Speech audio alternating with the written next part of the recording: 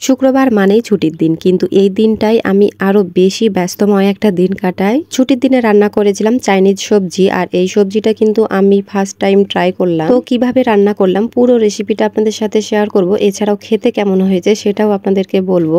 আর গাজর ও পেঁয়াজ কলি দিয়ে আজকে পোলাও রান্না করেছিলাম, আর রান্না করেছিলাম বেগুন ভাজা, এছাড়াও ডিম দিয়ে দেশি মুরগির মাংস রান্না করেছিলাম, আর বিকেলে বানিয়েছিলাম আমার মেয়ের অনেক বেশি পছন্দের ফুলকপির পাকোড়া। তো সবকিছুই আজকে আপনাদের সাথে শেয়ার করব। আর আপনাদের কাছে আমার অনুরোধ রইল পুরো ভিডিওটি দেখার, আশা করি অনেক ভালো লাগবে। আসসালামু আলাইকুম, কেমন আছেন সবাই? এই তো আমি প্রথমেই চাইনিজ সবজিটা রান্না করে নেব, এই জন্য কড়াইয়ের মধ্যে পরিমাণ মতো তেল দিয়ে রসুন ও আদা কুচি দিয়ে দিলাম। এখন রসুন ও আদা কুচিগুলোকে ভালোভাবে নাড়াচাড়া করে হালকা একটু ভেজে এখন আমি একেবারে ছোট ছোট করে কেটে মুরগির মাংস দিয়ে দিলাম। এইগুলো দেশি মুরগির মাংস ছিল, এখানে নরম জাতীয় মুরগির মাংস দিলেই ভালো হয়। আসলে দেশি মুরগিটা তো একটু শক্ত হয়, তবে আমার হাতের কাছে আজকে এই দেশি মুরগির মাংসটাই ছিল, এজন্য আজকে আমি ভাবলাম যে এইটা দিয়েই ট্রাই করে দেখি।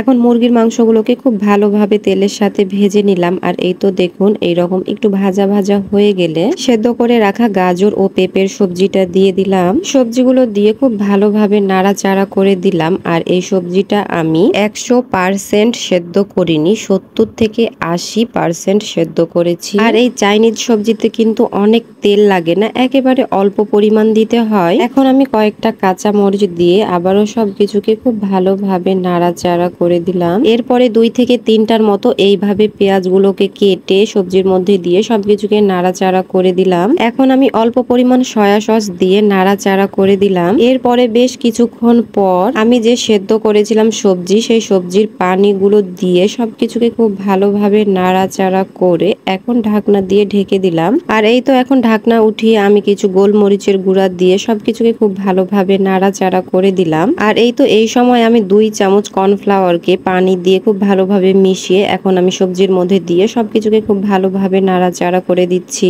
আসলে এই কর্নফ্লাওয়ারটা দেওয়ার কারণ পানিটা যেন খুব তাড়াতাড়ি ঘন হয়ে যায় সবজির, এই জন্য। এখন আমি কিছু লম্বা করে কেটে পেঁয়াজ কলি দিয়ে দিলাম। আসলে পেঁয়াজ কলি দিলে চাইনিজ সবজিটা দেখতে কিন্তু অনেক সুন্দর লাগে, এই জন্যই দেওয়া। বেশ অনেকক্ষণ জাল করার পর এই তো আমি চুলা থেকে নামিয়ে নিয়েছি, আর দেখতেই পাচ্ছেন এর ঘনত্বটা কেমন হবে। আর নামানোর আগে আমি একটু লেবুর রস দিয়ে দিয়েছিলাম। চাইনিজ সবজিটা কিন্তু দেখতে সত্যি অসাধারণ লাগছে, যেহেতু অনেক কালারফুল, এই জন্যই আরো বেশি ভালো লাগছে। আর এই তো চাইনিজ সবজিটা রান্না হয়ে গিয়েছে। আর খেতে কেমন হয়েছে যদি বলতে হয়, সত্যি কথা বলতে খেতে কিন্তু অনেক ভালো লেগেছে। আমি সহ আমার পরিবারের সবাই অনেক বেশি পছন্দ করেছে। অনেকের মতো আমিও ভাবতাম যে চাইনিজ সবজি রান্না করা অনেক ঝামেলার, এরপর আবার হবে কি না রান্নাটা ঠিক মতো। তো যাই হোক, আজকে আলহামদুলিল্লাহ প্রথমবারই পারফেক্ট হয়েছে, আর ইনশাআল্লাহ মাঝে মধ্যেই খাবো, কারণ অনেক ভালো লেগেছে সবার। এরপরে বেগুন ভাজা করে নেব, এই জন্য বেগুনগুলোকে আমি এইভাবে গোল গোল করে কেটে লবণ, হলুদ, মরিচের গুঁড়া দিয়ে সবকিছুকে খুব ভালোভাবে হাত দিয়ে মাখিয়ে এখন আমি একটা তাওয়ার মধ্যে তেল গরম করে বেগুনগুলো দিয়ে খুব ভালোভাবে বেগুনগুলো ভেজে নেব। আর এইদিকে আমি ডিম সেদ্ধ বসাই দিয়েছি। এইগুলো হাঁসের ডিম ছিল, আর এইগুলো আমার বাসার পালা হাঁসের ডিম ছিল। আর এই তো দেশি মুরগির মাংস বসাই দিয়েছি। এখন আমি মাংসগুলোকে খুব ভালোভাবে নেড়ে চেড়ে কষিয়ে নিচ্ছি। দেশি মুরগির মাংস যেহেতু একটু শক্ত হয়, এই জন্য অন্য যে কোনো মুরগির মাংস হচ্ছে এই মুরগির মাংসটা হতে একটু বেশি সময় লাগে, এই জন্য খুব ভালোভাবে কষিয়ে সময় নিয়ে মুরগির মাংসটা আমি রান্না করে নিচ্ছি। আর এই তো মুরগির মাংসগুলো আমি বেশ কিছুক্ষণ কষানোর পরে আমি ভেজে নেওয়া হাঁসের ডিমগুলো দিয়ে দিলাম। আর এই ডিমগুলো দিয়েও আমি কিছুক্ষণ খুব ভালোভাবে মাংসর সাথে কষিয়ে নেব। আর এই তো এখন ঝোলের পানি দিয়ে সবকিছুকে খুব ভালোভাবে নাড়াচাড়া করে ঢাকনা দিয়ে ঢেকে রেখে দেব। আর এই তো ডিম দিয়ে দেশি মুরগির মাংস রান্না হয়ে গিয়েছে। এখন আমি পোলাও বানাবো, এই জন্য আতপ চাল খুব ভালোভাবে ধুয়ে নিচ্ছি। আর এই তো চুলায় কড়াই বসিয়ে দিয়েছি, আর মশলাগুলো খুব ভালোভাবে ভাজা হয়ে গিয়েছে। এখন আমি চালগুলো দিয়ে দিচ্ছি। এরপরে চালগুলো খুব ভালোভাবে খুন্তির সাহায্যে নাড়াচাড়া করে চালগুলোকে ভেজে নেব। আর এই তো চালগুলো খুব ভালোভাবে ভাজা হয়ে গিয়েছে। এখন আমি পরিমাণ মতো পানি দিয়ে সবকিছুকে খুব ভালোভাবে নাড়াচাড়া করে ঢাকনা দিয়ে দিলাম। আর এই তো আজকে আমি পোলাওয়ের মধ্যে গাজর ও পেঁয়াজ কলি দিব, এই জন্য এইভাবে ছোট ছোট করে কেটে নিয়েছি। এখন আমি পোলাওয়ের মধ্যে গাজর ও পেঁয়াজ কলি দিয়ে নাড়াচাড়া করে ঢাকনা দিয়ে ঢেকে দিলাম। আর এই তো আলহামদুলিল্লাহ সময় মতো দুপুরে সব রান্না হয়ে গিয়েছে। ডিম দিয়ে দেশি মুরগির মাংস, চাইনিজ সবজি, বেগুন ভাজা ও পোলাও আসলে প্রতিদিনই তো রান্না করি, কিন্তু শুক্রবার আসলে কেন জানি মনে হয় স্পেশাল কিছু রান্না করি বা কিছু বানানোর ট্রাই করি।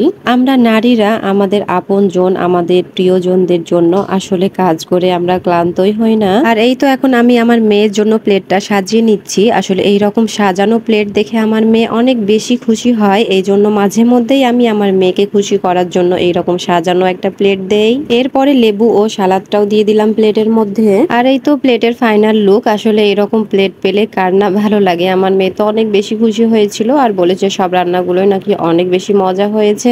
আর এই তো দুপুরের খাওয়া দাওয়ার পরে কিছুক্ষণ রেস্ট করার পরে আবার বিকেলের নাস্তা বানানোর জন্য চলে আসলাম রান্নাঘরে। মনি ফুলকপির পাকোড়া খেতে অনেক বেশি পছন্দ করে, এই জন্য মাঝে মধ্যে তাকে বানিয়ে দিই। আর এই যে আজকে বিকেলেও তাই বানিয়ে দিলাম। আর এই তো ফুলকপিগুলোকে ছোট ছোট করে কেটে খুব ভালোভাবে ধুয়ে এখন সেদ্ধ করে নিলাম। এরপরে একটা ছাঁকনির সাহায্যে পানিগুলো ঝরিয়ে দিয়ে ঠান্ডা হলে একটা বাটিতে নিয়ে আদা রসুন বাটা, লবণ, মরিচের গুঁড়া, অল্প পরিমাণ হলুদের গুঁড়া, জিরা গুঁড়া, সাথে পরিমাণ মতো ময়দা নিয়ে সবকিছুকে হাত দিয়ে খুব ভালোভাবে মাখিয়ে এখন আমি একটা চুলায় কড়াই বসিয়ে দিলাম। আর পরিমাণ মতো তেল দিয়ে তেল গরম হলে একটা একটা করে সব ফুলকপিগুলো দিয়ে দিলাম আর খুব ভালোভাবে একেবারে লো ফ্লেমে ভেজে নিলাম। আর দেখতেই পাচ্ছেন কতটা লোভনীয় হয়েছে। এই ফুলকপির পাকোড়া খেতে কিন্তু অনেক মজার। তো এই তো সারাদিনের ব্লগ ভিডিও আপনাদের সাথে শেয়ার করলাম। কেমন লেগেছে অবশ্যই কমেন্ট বক্সে জানাবেন। আর যদি ভালো লাগে তাহলে অবশ্যই একটা লাইক, কমেন্ট ও শেয়ার করে দেবেন। ধন্যবাদ সবাইকে। আল্লাহ হাফেজ।